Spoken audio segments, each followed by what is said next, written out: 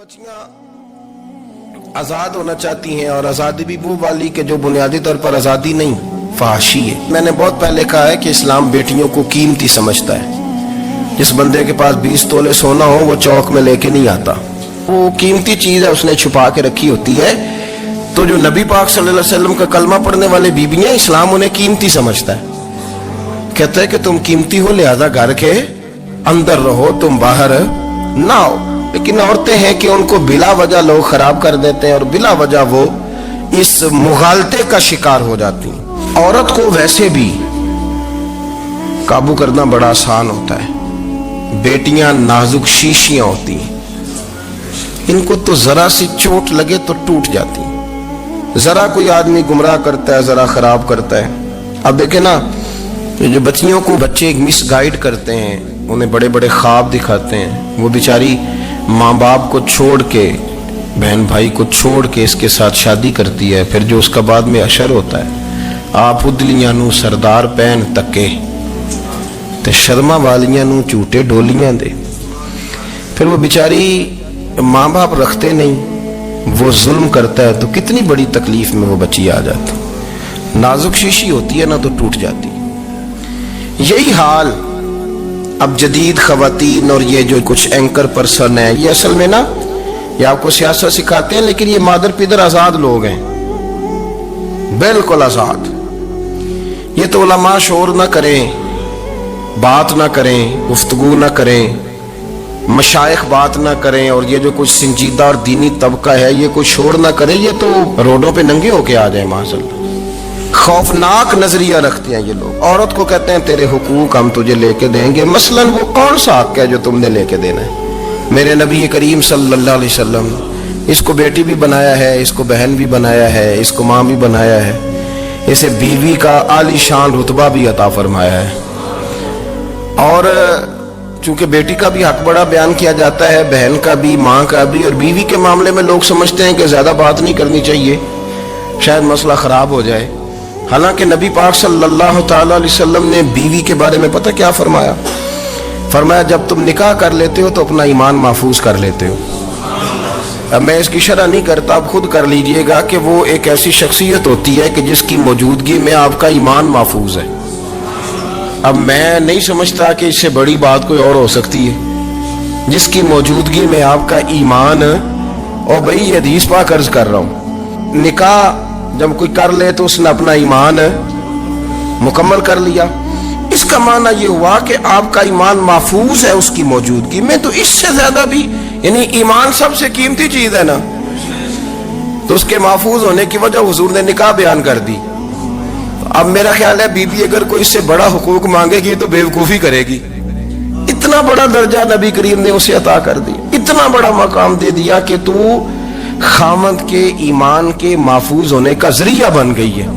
औरत को जो हुकूक रसूल करीम सल्लल्लाहु ताला अलैहि वसल्लम ने अता फरमाए, नबी पाक ने जो हुकूक दिए, देखे ना, हजरत अब्दुल्लाह इब्न उमर रदी अल्लाह ताला अन्हु की अहलिया बीमार थी, तो जल्दी जल्दी से वो आए। तो जब बहुत जल्दी हो, सफर बड़ा शदीद था, तो आपने जल्दी से नमाज अदा की, जल्दी से चले। आपके खादिम कहने लगे हुजूर खैरियत है? फरमाया मेरी बीवी बीमार है।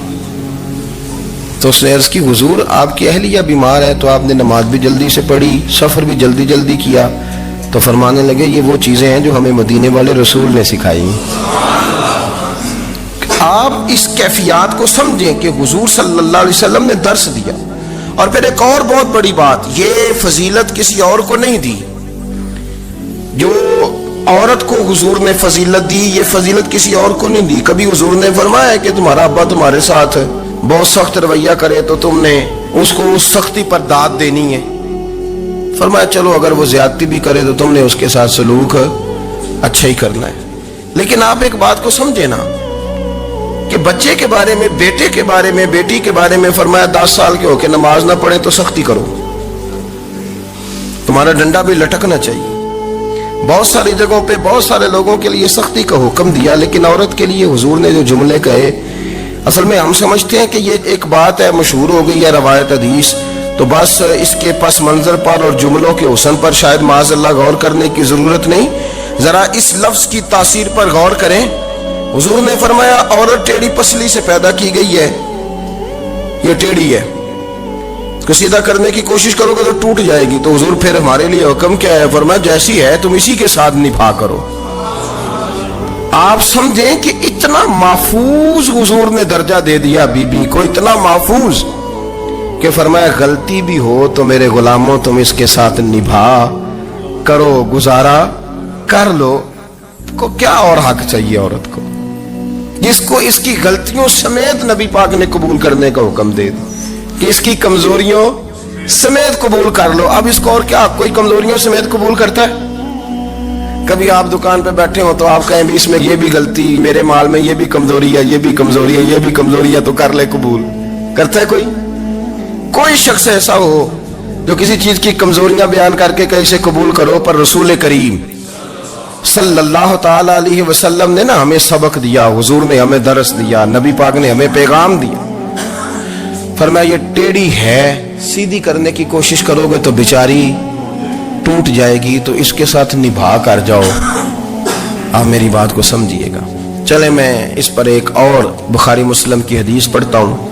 हजरत सलमान फारसी रदी अल्लाह ताला अन्हु और हजरत अबू दरदा के दरमियान भाईचारा था। मक्के से मदीने जब लोग आए तो हुजूर ने भाई भाई बनाया था, इनके दरमियान भाईचारा था। तो अभी पर्दे की आयात नाजिल नहीं हुई थी तो लोग एक दूसरे की तरफ जाते थे।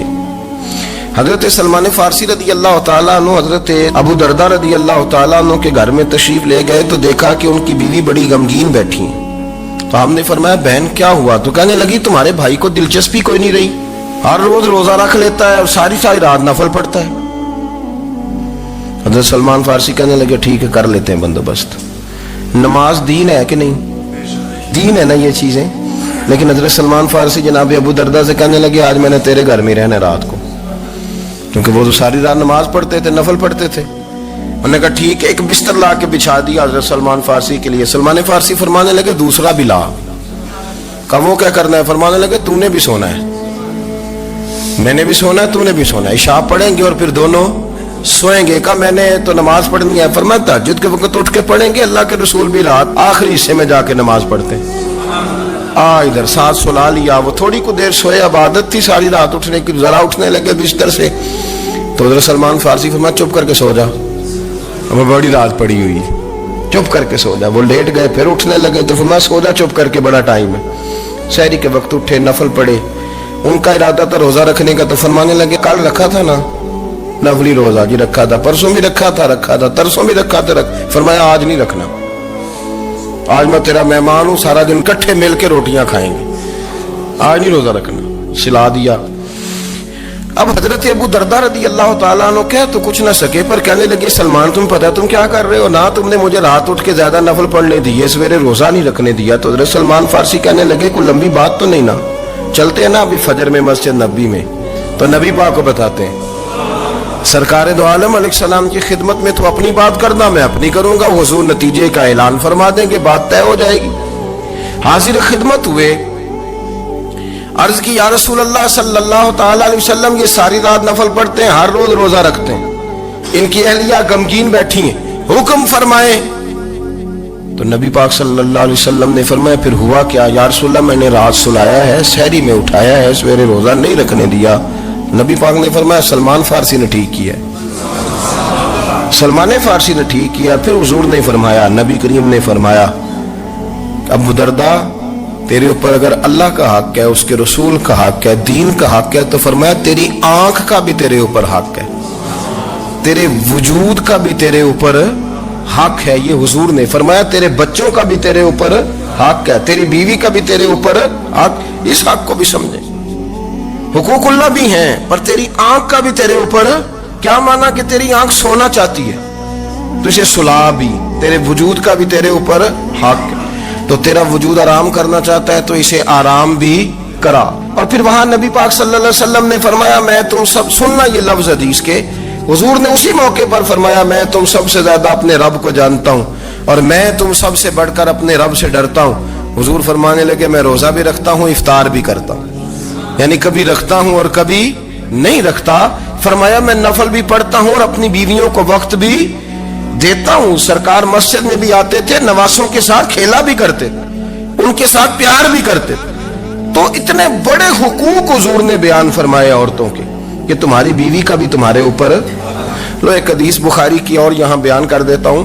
ایک شخص نے آ کے عرض کی یا رسول اللہ صلی اللہ تعالی علیہ وسلم جہاد کے لیے تیاری ہو گئی ہے, صفیں بن رہی ہیں, مجاہدین کی تیاری ہے, تو میرا بھی نام لکھ دیا گیا ہے مجاہدوں کی لسٹ میں, لیکن یا رسول اللہ صلی اللہ تعالی علیہ وسلم میری بیوی نے حج کی تیاری کر لی ہے اور میرے دوستوں نے صحابہ نے میرا نام مجاہدین کی لسٹ میں لکھ دیا, تو میرے لیے کیا حکم ہے؟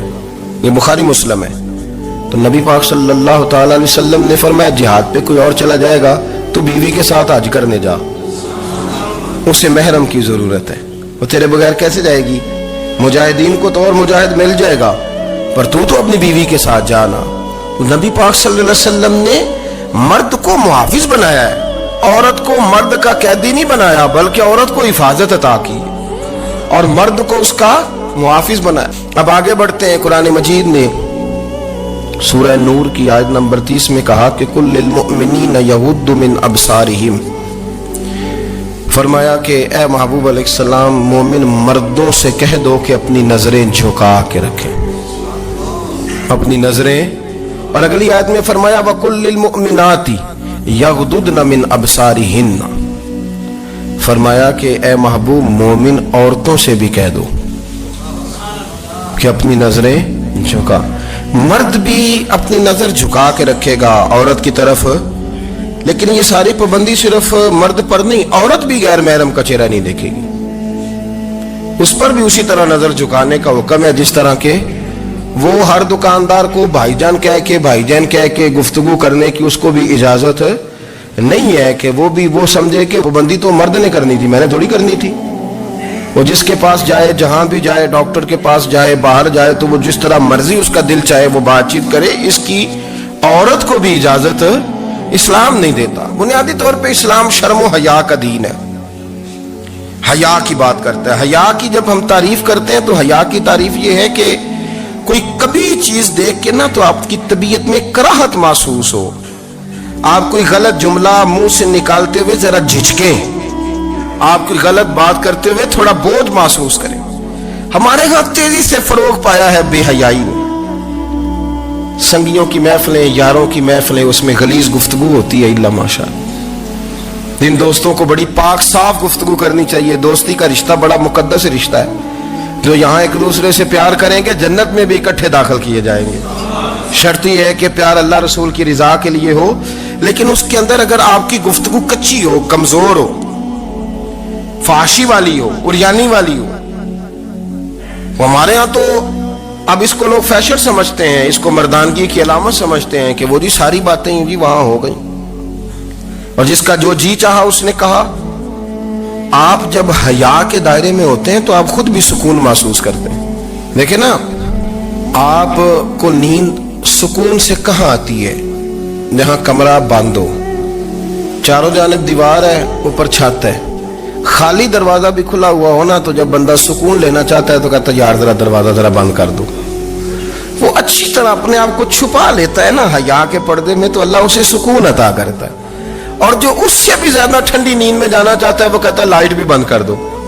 اب وہ مکمل طور پہ سمجھتا ہے کہ میں چاروں جانب سے چھپ گیا ہوں, اگر میں کھول کے بھی سو جاؤں گا تو میرا چونکہ پردہ قائم ہے تو مجھے کوئی دشواری نہیں ہوگی. آپ جب چھپ جاتے ہیں, جب آپ حیا کے اندر سمٹ جاتے ہیں, جب آپ چادر کے اندر آ جاتے ہیں تو آپ بہت ساری جگہوں پہ آسانی محسوس کرتے ہیں. تو حیا تو آپ کو سکون دیتی ہے, حیا تو دل کو راحت دیتی ہے. میں بڑی ذمہ داری سے بات عرض کرتا ہوں, قرآن مجید نے نا ایک مقام پہ مذاق کو, ایک مزاح ہوتا ہے خوش طبی, وہ نہیں مذاق, مذاق اڑانا. قرآن پاک نے نا مذاق کو ایک جگہ پہ جاہلوں کا طریقہ بھی قرار دیا. بنی اسرائیل کے لوگوں سے حضرت موسیٰ نے کہا کہ گائے ذبح کرو اور ایک ٹکڑا مقتول کو مارو, زندہ ہو کے خود بتا دے گا مجھے کس بندے نے قتل کیا. تو کہنے لگے آپ ہمارے ساتھ مذاق کر رہے ہیں. تو قرآن مجید کہتا ہے کہ حضرت سیدنا موسیٰ علیہ السلام فرمانے لگے اعوذ باللہ ان اکون من الجاہلین, فرمانے لگے میں اللہ کی پناہ مانگتا ہوں کہ میں جاہلوں میں سے ہو جاؤں. یہ مذاق کرنا تو جاہلوں کا طریقہ ہے. اگر آپ کی زبان سے بے حیائی کا جملہ نکل گیا अगर आपकी जुबान से बेहयाई का जुमला निकल गया, आपने कह दिया कि हम आजाद लोग हैं, जो मर्जी करेंगे, जो मर्जी कहेंगे, जो हमारा दिल में आएगा करेंगे, तो फिर तो लोग आपका वो अशर करेंगे कि आपसे बर्दाश्त ही नहीं होगा।